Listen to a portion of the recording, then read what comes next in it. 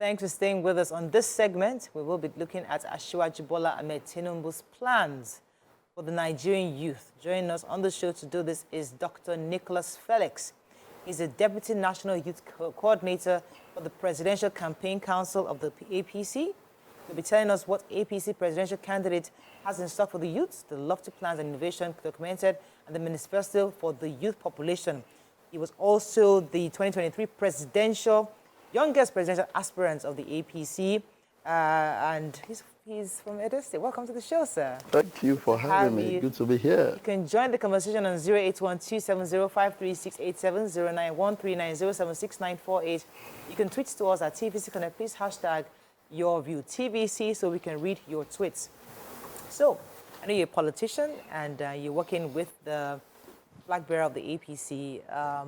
Nigerians are asking, what does your principal have in plan for young people? You know, we have over 70% of the population, and there are lots of youths out there. Yes, there have been quite a lot of innovation to help bring youth into the job market. But what more would Asiwaju do if he becomes president? Once again, thank you for having me. Good to be here with you guys. If you look at the manifesto, I think page 59, it's quite detailed what Asiwaju is going to do for the Nigerian youth. First of all, let me speak on the political side. He has promised that he's going to give 3 cabinet positions to youth under 40 and 6 more to youth under 50. That's already 9. This is the first time we're hearing and have, something like this. Can't remember any administration where we have youth as ministers, where we have youth in the administration. So for me, this is very huge. This is very big. And this is one of the reasons I actually contested for president, especially when the fee came out, it was quite high. We needed a youth representation. And to hear our candidates promise to support the youth in this regard, I think is very, very it's exciting to us as youth. And also, in the entrepreneurship side of it, if you look at, everybody's not going to be a politician. Everybody will not get the ministerial position, as it were. But there are policies he has proposed. There are things he wants to do to enable the youth to be able to get loans. These days, if as a youth you want to get loan, I'm sure they're going to ask you for your father's land, your father's property, for those who have to even give. But now he's going to have an executive order whereby youth are able to get loan from the bank operating the credit system. You know, I've lived in America for over 19 years. I understand the way credit system works. That's how we are able to succeed. In America, you graduate, you have a little job, you're able to get a credit, you can buy a car and pay gradually. You can get a credit card, you can buy a house and pay gradually. But these systems we don't have here in Nigeria. So these are some of the things Asiwaju is promising. And I think Nigeria should be excited about it. Let me do a follow-up to that, because I know that government always has good intentions. And I know that I think it was during Jonathan's time where they tried, is it the You Win, where the intention was to help people with money. But some of them didn't repay that money. You even have that with the Buharis administration, anchor borrowers. You give people money for farmers to be able to, and even connect them to suppliers or who are going to buy off them. And some of them don't return the money. So it's one thing to have a great idea. It's another thing to actually get young people to use this money accordingly, to use it for what it's supposed to do.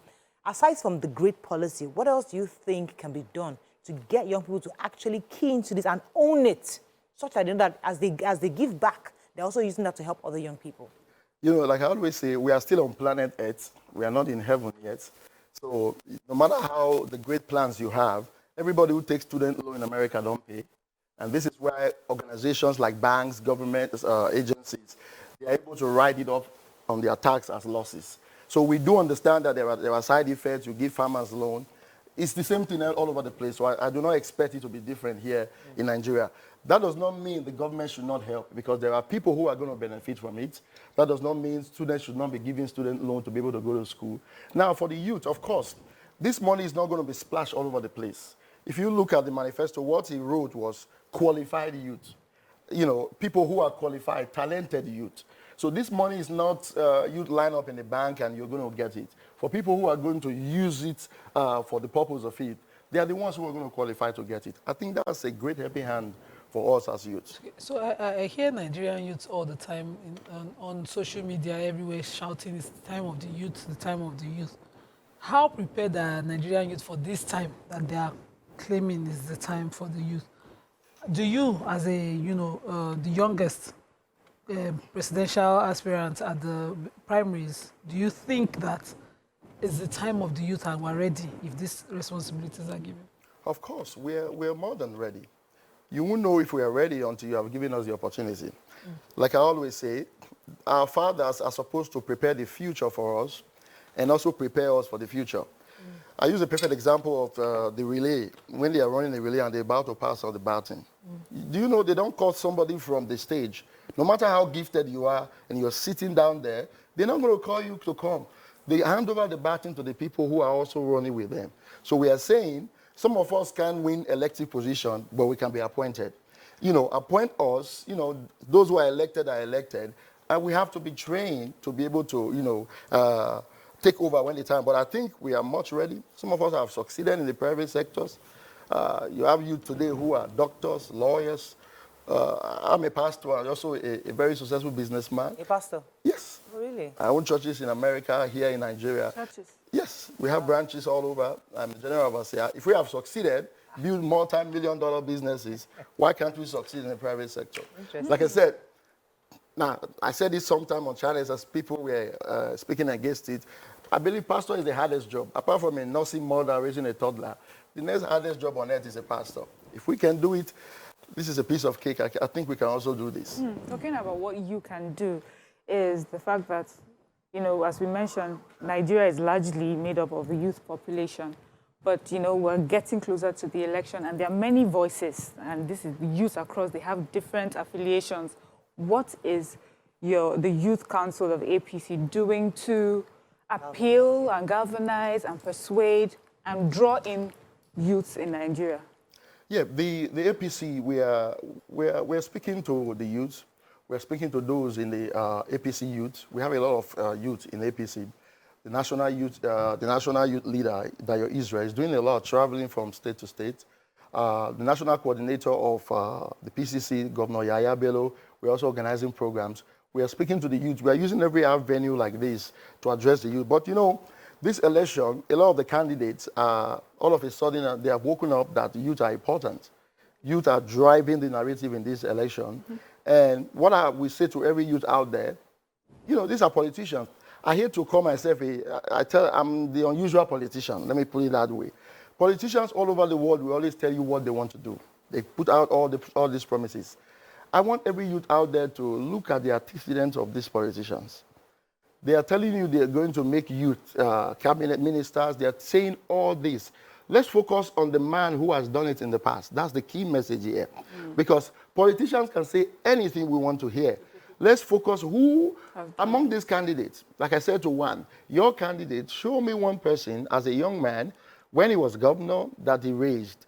Show me one person as a vice president when he was governor, even after when he was vice president, that this man has empowered to become somebody in the society.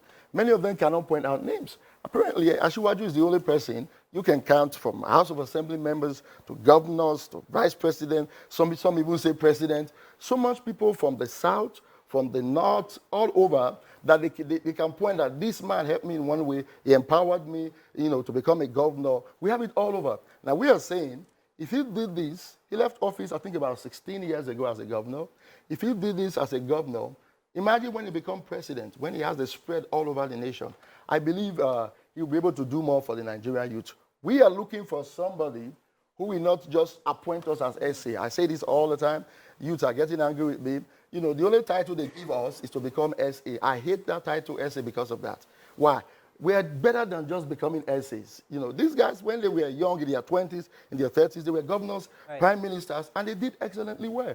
Why do you think now, even in this technological age, why do you think we can do more than just being SA?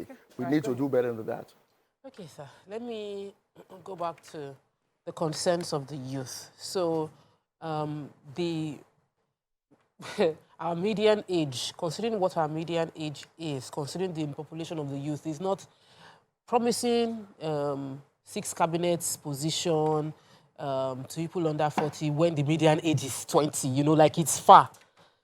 The average Nigerian youth is not going to become he won't have any position in the political landscape. Speaking to their real problems is that the average person graduates from school, has no guaranteed hope of getting employment.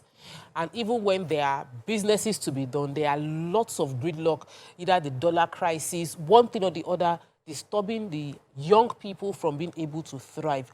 What is in the manifesto addressing the core need of young people? Good jobs, access to education without consistent break over time.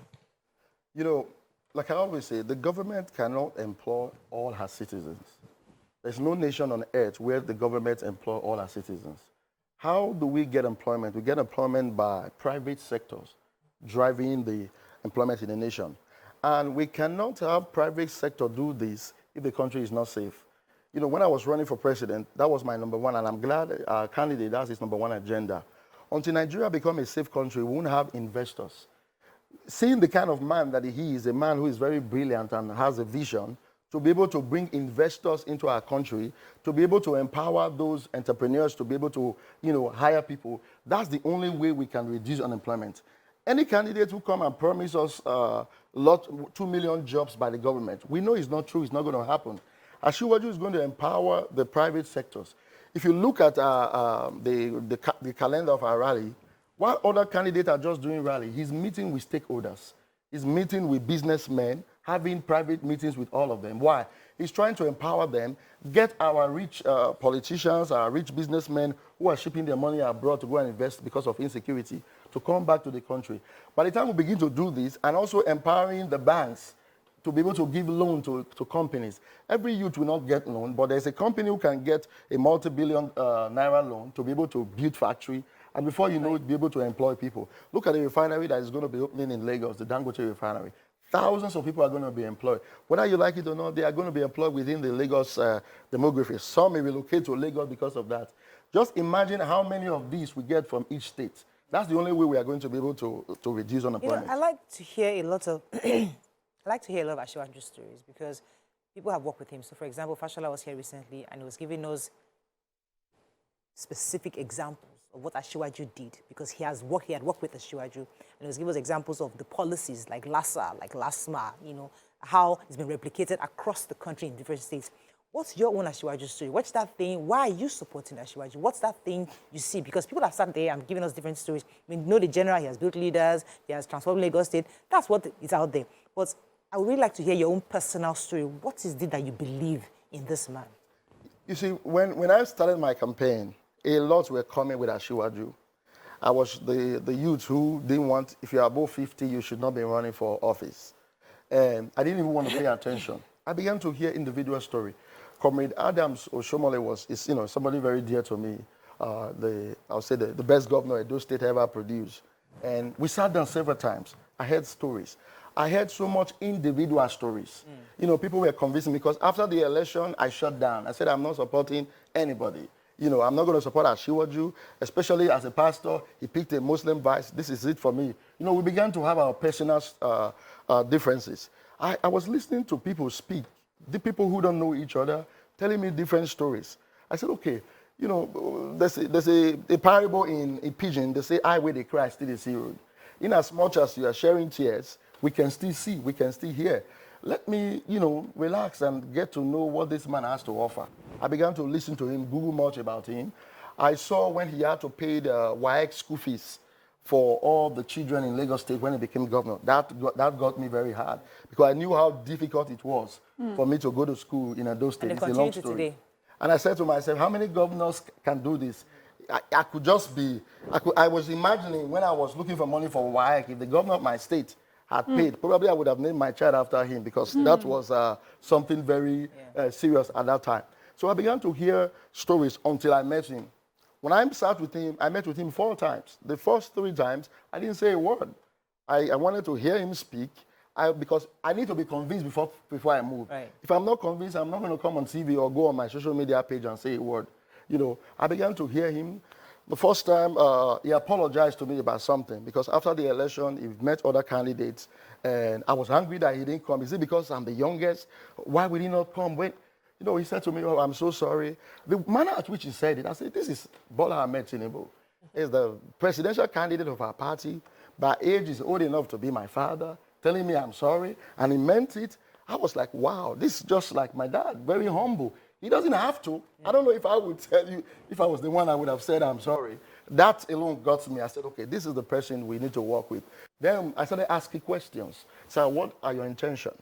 I remember one of the time, for 45 minutes we sat, we spoke. I said, as a pastor, I'm concerned. People said you picked the vice presidential candidate as a Muslim.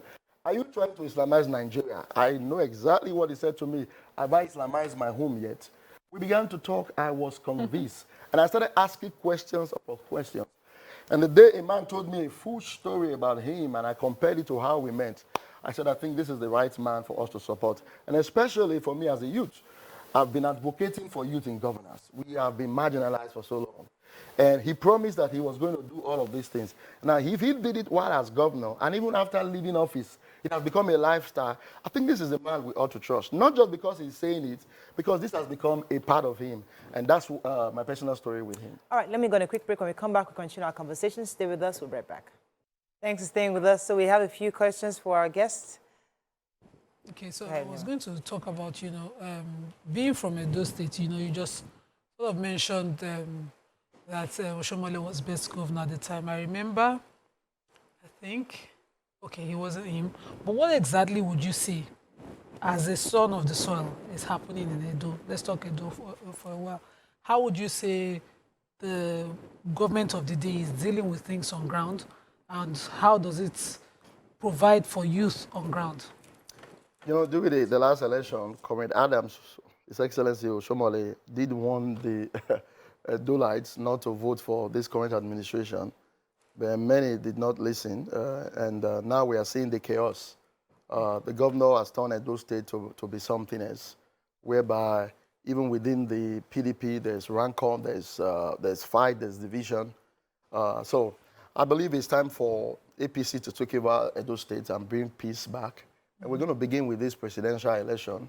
We are canvassing. For the past few days, Comrade Adams has been touring the Edo North.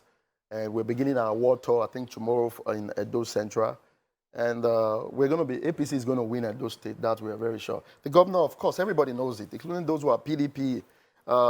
If he contests for us of a class rep now in Edo State, I don't think he's going to win because they have seen the damage. Everything Adam told us this man was, that's exactly what has played out now in Edo State. So we know we are going to win the Edo State for Asiwaju. So I want to ask a question. Social media, there are people online, a lot of young people online, a very, very strong army that seem to be on the attack. What is what's the PCC for APC doing to reach out to this group of aggrieved people online who feel that APC candidate does not speak for them, cannot speak for them, and how are you reaching out to them to ensure that you're not just saying, okay, let's leave them, let's follow these people that we know are our own? I always tell people, some of us, all of us, we have blood flowing in our vein, not acid. So sometimes the attack can be so much, but the step we have taken is not to go the route they are going. If we want to come heavily, nobody has monopoly in attack. Nobody has monopoly in insult. I have data, I have Facebook and all of that. We can go the same route, but what is the nation going to become? So we don't want to go the route of attack. We are campaigning. We are addressing the issues, sticking to the facts. After the election, Asiwaju is going to be president to everybody, whether you voted for him or not. He's going to be your president. And many are going to retract their step back to say, oh, I didn't know this is who this man was. I didn't know this is what this man can do. So the attacks are coming. Many of us have been attacked. We've lost friends. But this is what we believe. I'm a member of the APC. And I'm not just supporting Asiwaju because I'm APC. I'm supporting the man because this is the man I believe is going to empower us youth. I'm seeing beyond 2023 election. I'm looking beyond this election. I need my next president to be one who will accommodate the youth, who will empower us, the youth. Now, when I use the word SA, not to say SA is a bad position. It's just that I'm saying we're better than just being SAs.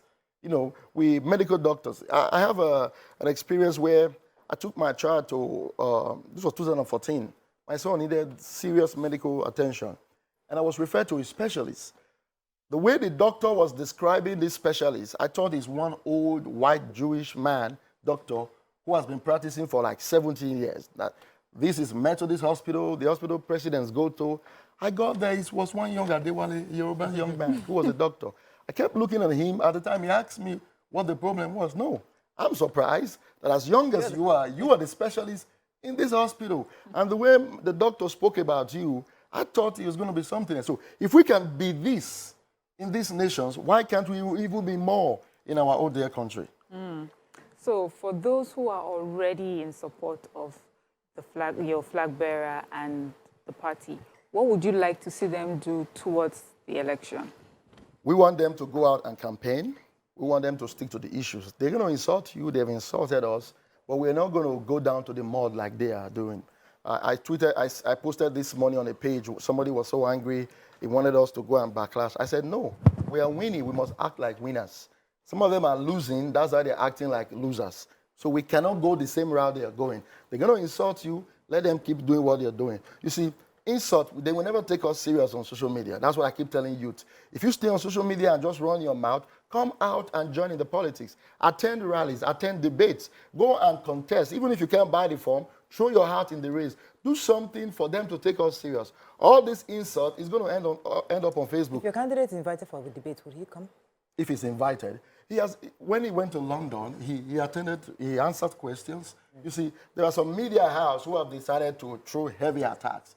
You know, some of us have gone to such media house when you're supposed to stick to the fact. In journalism, you're supposed to be neutral. You're supposed to, you know, ask questions, not to bring anybody down.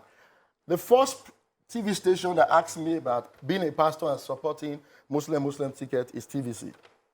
I've been to AIT, I went to others. When I left, I called the producer. I said, I respect you people. You didn't say because you're close to the APC, you want to, you know, address this issue.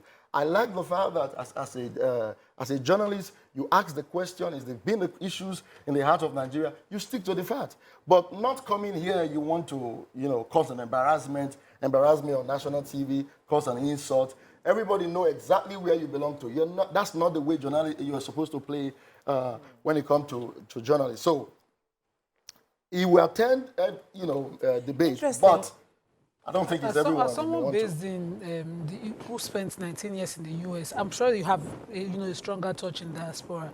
What exactly are you doing about Nigerians in diaspora, and how are you bringing them into this campaign? I'm so glad you asked that question. My dear brother Prince Ade is the director of the diaspora committee. He is doing a marvelous job reaching out to those in diaspora. The last time I saw him, I told him to slow down. That is making us look like we don't know what we are doing. Because every day, this guy is busy. As a matter of fact, right now, they are making an arrangement with airlines to bring Nigerians abroad home to come and vote. I mean, he's doing such a marvelous job. On the 27th, we're going to be in Atlanta, Georgia for a meeting. That same 27th, we have another one in Canada. So there are several meetings going on right now, some London also. So he's doing a fantastic job to orient those abroad. But you know, many of them will not be able to come down and vote. What we are telling them is to let their parents, their sisters, their family members know the right person to vote for. And those in the diaspora, if you look at the manifesto, Asiwaju is speaking some of the system we know. I've always said you need somebody who have tasted this system to be able to come and introduce what we have seen there. When I hear him talk about student loan, these other guys don't know what they call student loan. They don't know how it operates. You have to live in the system, even benefit from it to know how it works. You talk about the credit system where you can buy cars today, you don't, without having the entire money to pay for it. We don't have those systems here in Nigeria. So these are some of the things that Asiwaju is introducing. And those in the diaspora, they know it because they live it. And I believe that is getting to them, and they are passing the message across. All right, we have to wrap up with you, but I think I'll take a few comments on social media before we run off. But while we're searching for comments, a lot of Nigerians out there, I mean, one of the things I like to commend the PCC for is the fact that they've kept this campaign issue-based. I've seen a lot of negative energy from different quarters, and I realized that when people from your party especially, they focus, and even Asiwaju is almost as if he just wants you to come to vote for based on what he has done, not based on the sentiments. Yes. Focus on my ability and capability, which is a good thing. But I see that many Nigerians are gradually removing the fluff and focusing on the issues. Yeah. But there are other people that, regardless of what you say, the fact that there's an almost inherent hatred for this candidate, regardless of what he's about to do. how do we somewhat, trying to find the right word, how do we ensure, how do you plan to ensure that those people don't influence your own people who you hope that will vote for you? Oh, those who are convinced with Ashiwaju, you need to go to this rally. I've been to many of these rallies. Those who are convinced, they go all the way. My only advice would be, don't be shy to come out and boldly declare your support for Ashiwaju. Some people are shy or they're afraid of the backlash. Some of us are not afraid. We'll go on any national TV and declare our support because we've come to know what this man is capable of doing. What we have seen, because of the attack, many people decide to stay low. They will only speak in the midst of, those who also support Ashiwaju. But I want to say to them, go out, don't insult. We have been able to keep the issues, the campaign based on issues. We have been able to stick to the fact. But the media has changed the whole narrative. We have some media houses who all they see is the negative part of Ashiwaju. For example, just like you said, all over the world, a lot of media houses they all have leanings. Even your America that United, CNN, Fox News, CNBC, everybody, we all know their leanings. It's not supposed to be so. Yeah. The ethics of journalism. Right. It's not supposed to be so. Doesn't make it but right. Look at Chatham House. I was watching on TV, and I saw what Ashiwaju did. I was very excited. But this is leadership. This is the kind of thing we want. But a lot of people took it negatively. But another candidate, all of a sudden, probably loved what he saw, decided to do it. And everybody now is mute. They kept quiet. So negative media news have been the one changing the narrative. Yeah, but you know that your party can raise it with INEC as well as with NBC because all media houses are regulated, at least TV media houses are regulated at NBC, and there are codes that are supposed to control that. So, because I see a lot of complaints on both sides, and I feel we can decide, let's not turn it into rough fights. Go legal. INEC usually after the elections. That they can then do all of that. Yeah, we can't be distracted. There's so much going on. Everybody's focusing on the last night. We have to run. Thank you very much. 8:30 this morning, campaign is going on. Nobody have time to come and be pursuing them. After we win, final words, we got to wrap up, obviously. Nigerian youths, go out there and vote for the man we trust, not the man who is lying to us, not the candidate who wants to sell our refinery. We refuse that to happen. We will do everything possible not to vote that candidate in. Ashiwaju is the right man for this job. Let's vote for him. Okay, that's all we can take on this segment. We'll see you tomorrow. Bye for now.